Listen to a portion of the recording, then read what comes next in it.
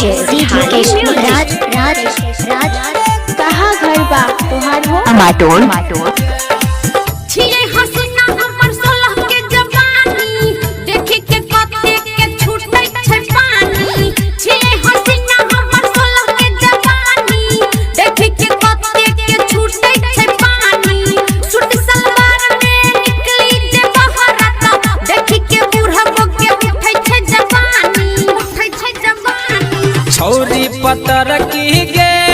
मारे गुलल बाजिया उरी उरी जाए छौरी पतर की गे मारे गुलल बाजिया उरी उरी जाए। डीजे गुड मधुबनी क्या नाम है आपका डीजे मुकेश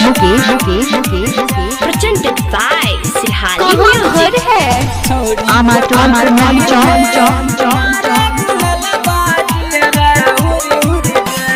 करन तू है गे नखरा नहीं त लग जत तोरा में बखरा लग जत तोरा में बखरा है गे करन तू गे नखरा नहीं त लग जत तोरा में बखरा देख छोटोला के छोरा लगे हेतै गे तोरे ला झगड़ा जवाना हेतै हम सब उरे करबै छिए जवान के करो सन नहीं डरबै छौरी पतर की गे मारे गुलल बाजिया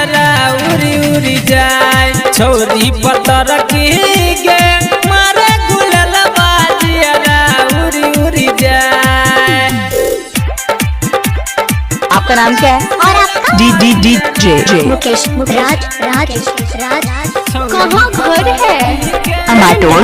मोबाइल नंबर 9121676653। चल बेजे ना मटक का कियो लले तो मजा के साइट का लले तो मजा के साइट का है चल बेजे ना मटक का कियो लले तो मजा के साइट का गजबे छतो हरई फैशन चल करे छी बात बनी बैठ का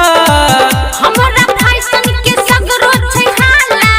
देखि के डोलै छै डोला महाला छौरी पतर की गे मारे गुलल बाजिया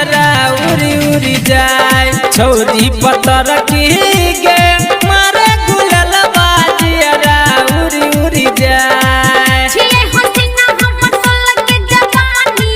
देखि के कते के छूटै छै पानी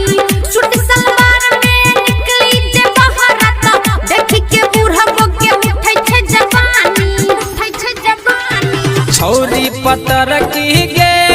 मारे गुलल बाजिया उरी उरी का जाए नाम हो तुम्हारा डीजे मुकेश राज राज